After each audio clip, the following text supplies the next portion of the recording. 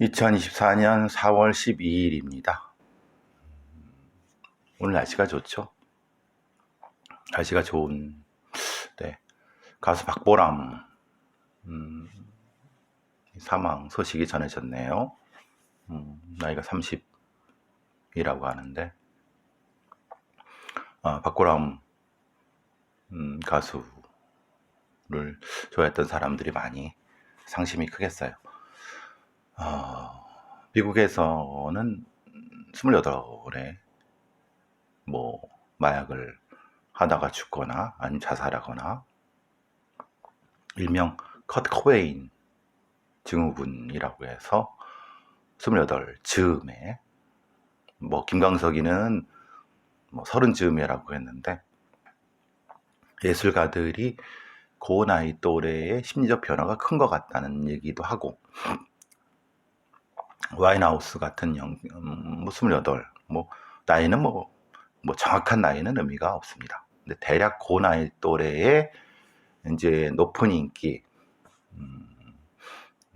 차기작에 대한 어떤 불안감, 그리고 스트레스, 그리고 우리나라 같은 경우는 대략 한 10대 중후반에 한 10년 정도의 통상적인 계약을 맺고 거기서 이제 뜨고 그렇게 되면서 그럼 대략 한 20대 후반쯤 되잖아요. 그때쯤에 이제 재계약 문제 이런 것 때문에 스트레스 받고 이런 부분 때문에 28. 그래서 커트 코베인 누구냐면 그룹 너바나의 메인 보컬이죠.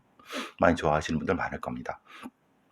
어쨌든 오늘 가수 박보람 씨의 사망 소식을 전합니다. 물론 이게 자살인지 아니면 다른 어떤 사고사인지 모릅니다. 그건 아직 모르지만은 어쨌든 박보람 씨의 명복을 빕니다.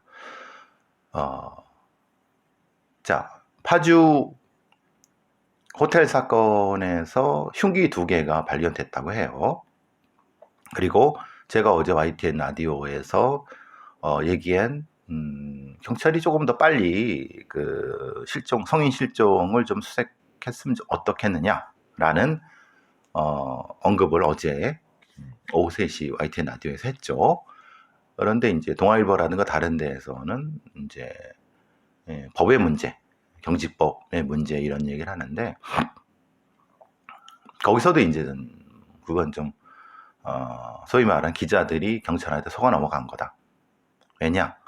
경직법이 아니라 하더라도 경직 왜 뭐냐면 그러니까 실종 신고가 됐어요. 말하자면 9일날 8일날 없어졌으니까 실종됐으니까 9일날 가서 했는데 그 아파트는 그분이 사시는 아파트죠. 돌아가신 분이 사시는 아파트에 CCTV를 요청을 했는데 그 시간 6시 좀 지나서 담당자가 퇴근했다는 거예요. 그러니까 못 본다.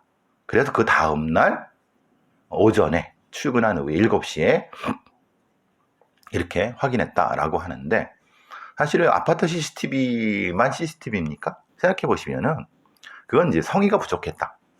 왜냐? 여러분 아파트에 분명 CCTV가 있고 관제를 합니다. 근데 아파트 주변에 뭐가 있습니까? 당연히 움직이는 것과 관련된 편의점도 있고요. 편의점은요, 그냥 경찰이 영장 없어도 이런 거 협조 좀 해달라고 하면 금방 해줍니다. 그거 못 해줍니까? 그거 하나. 또 하나. 이제 편의점이라든가 아니면 이 고정적으로 CCTV가 달리는 데가 몇 군데 있습니다. 여러분네 사시는데 지나가면은 어디 편의점도 있고 어떤 가게도 있고 사적으로 많이 달아놔요. 요즘은. 그리고 마을버스도 있고 고정 움직이는. 그러니까 그것만 확인하는데 그게 영장이 필요한 건 아닙니다. 물론 영장이 정식으로 해야 되지만 조금만 이제 협조 요청하면 금방 깔 수 있거든요. 그게 개인 신원의 문제가 아니기 때문에. 그걸 안 했다는 거예요. 그걸 그때 했었으면은 물론 전혀 아파트 앞에 다른 CCTV가 전혀 없다. 근데 그런 데가 어디 있습니까? 요즘. 그러니까 이제 그런 그래서 제가 조금 이건 왜 그러냐 이거는 이렇게 가보고 이건 성인 실종 뭐 안 갔을 수도 있죠. 왜냐하면 전화로 확인하려고 했는데 퇴근했기 때문에 내일 오시라 이렇게 했을 수도 있죠. 이게 뭐 성인 실종 관련된 부분에서 그냥 대략 경찰 애들이 변명하는, 지금 막 급하다고 하는데 머리상으로는 뭐 하루 정도 기다려 보죠. 뭐 이런 식으로. 그러니까 하루 지났으니까, 하루 뒤에 신고됐으니까 하루만, 뭐 이게 48시간이죠. 대략 48시간 정도를 골든타임으로 경찰도 생각하는 느낌이 적용된 거다.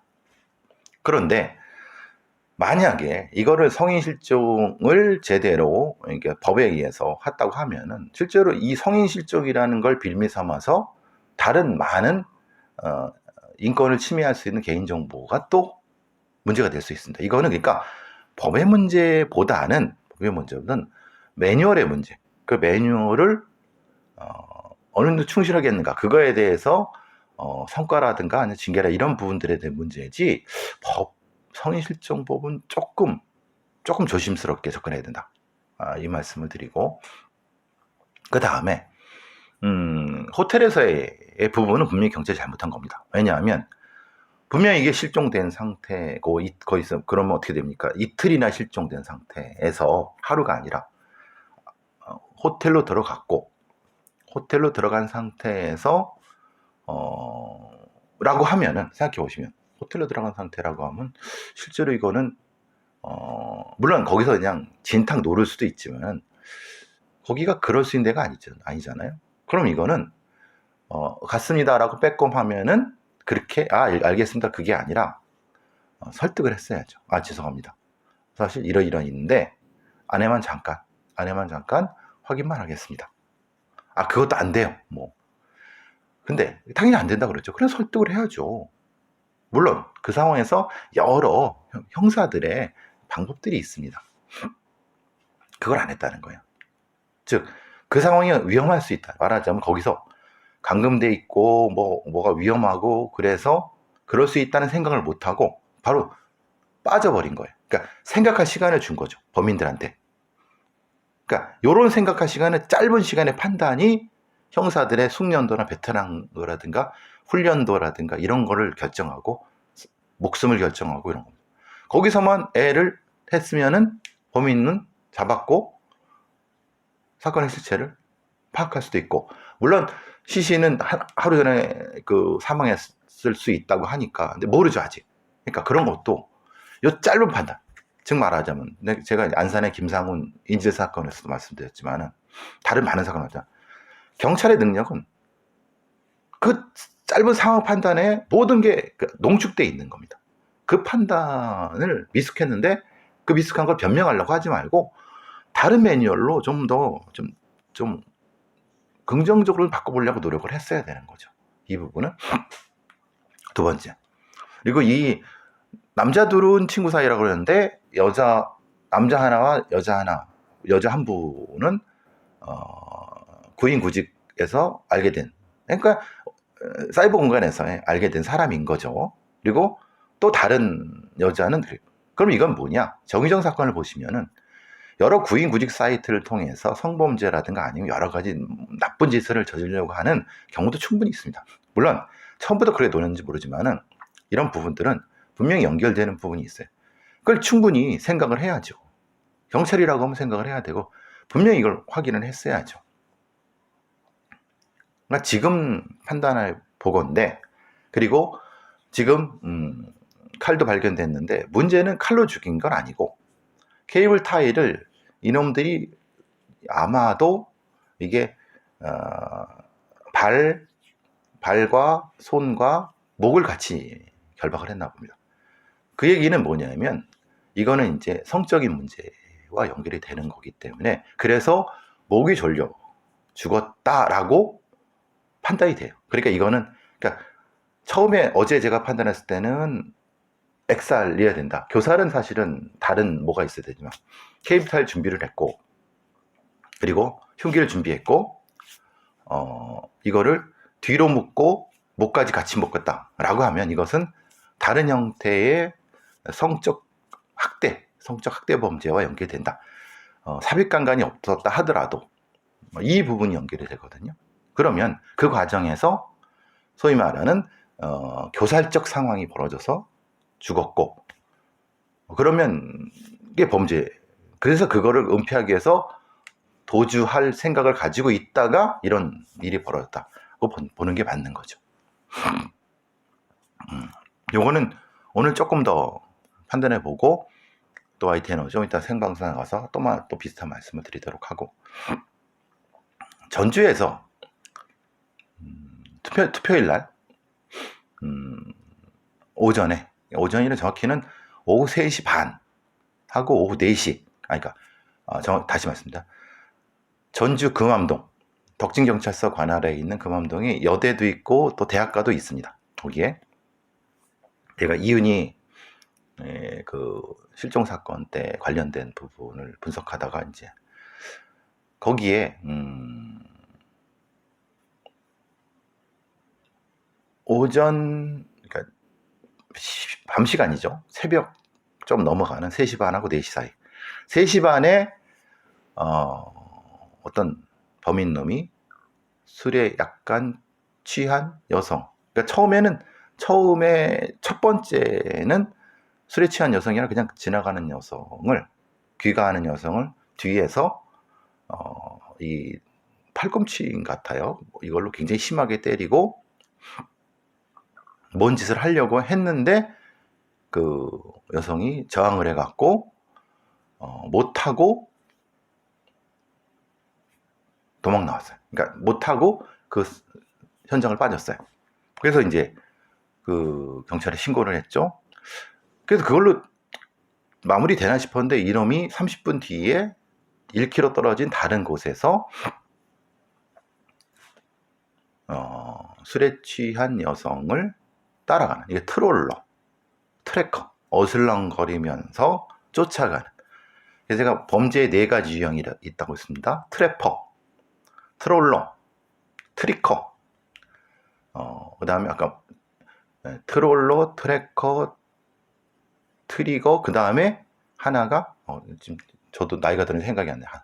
그러니까 이제 그 공간을 배회하다가 범행 대상자가 나타나면은 쫓아가서 범행을 하는, 지금 이 경우가 딱 그 경우입니다. 서울 신림동에서 여성을 쫓아 들어가서 범행을 하려고 했던 그 경우랑 똑같습니다. 제가 그래서 트롤러 트래커라는 말씀을 드렸고요. 이게 아주 범죄자들은 일상적인 형태의 범행 패턴이기 때문에 아예 범죄 심리학이나 프로파일링에는 이게 딱 고정돼서 정해져 있습니다. 성범죄 유형으로서. 근데 이런 유형을 전혀 모르죠. 경찰도 모르고 검사 애들도 모르고, 이게 뭐 범죄 학자라고 나오랑 떠드는 프로파일러가 떠들어대는 애들도 이 개념이 없으니까 이걸 어떻게 범죄를 해야 되는지 모르니까 좀 무식하죠. 참 한심할 정도로 무식하죠. 근데 이제 쫓아가서 상당히 심하게 폭행을 하고 아마 끄는 모습, 차 밑으로 끄는 모습까지 보였으니까 차 밑으로, 아마 봉고차 밑 같아요. 화물차 밑에 보여서 지금 옷을 다 벗겼다고 얘기를 나오는데, 옷을 다 벗긴 다음에 속옷을 강취를 한 거예요. 그래서 이제 얘의 혐의가 강도상해입니다. 경찰놈도 이상하지 않습니까? 속옷을, 남자 20대가 여자 피해자한테 속옷을 강취를 해갖고, 이제 피해자가 완전히 어떤 보도에는 완전히 옷이 벗겨진 상태라고 하고, 또 어떤 보도는 그게 없고, 근데 아마도 그러니까 속옷을 뺏으려면 옷이 벗겨졌죠. 그럼 강간을 했느냐? 그건 좀 묘해요. 근데 지금 얘의 상황으로 봐서 강간 같진 않아요. 그러니까 말하자면 우리가 왜 보통 강간도 안 할 거면서 이런 짓을 하느냐? 그런데 이거 자체가 성적인 섹슈얼 오펜더입니다. 그러니까 우리나라의 법 체계가 참 후지였다는 것은 성범죄를 딱 삽입강간밖에 생각하지 않습니다. 여성의 옷을 벗기고 그것을 강취하고 때리고 모욕하는 것 자체가 성적인 공격입니다. 그 중에 하나가 삽입강간인데, 왜 그래서 트롤러 트래커라고 하는 노상에서 벌어지는 부분이 바로 이런 것 때문에 그렇습니다. 근데 이 피해자분은 발견되지 않았어요. 왜냐면 저 차 밑에 있다가 8시간 뒤에 다행히 발견됐는데 목숨에 지장이 없으니까 다행인데요. 건강검사를 했어야 되는 거고, 건강키트를. 여기서 문제가 나오는 겁니다. 그러면 첫 번째에 30분 전에 한 여성을 공격해서 미수에 그쳤어요. 그리고 이제 폭행, 상해 이후에 도주를 했으면, 그러면 어떻게 해야 됩니까?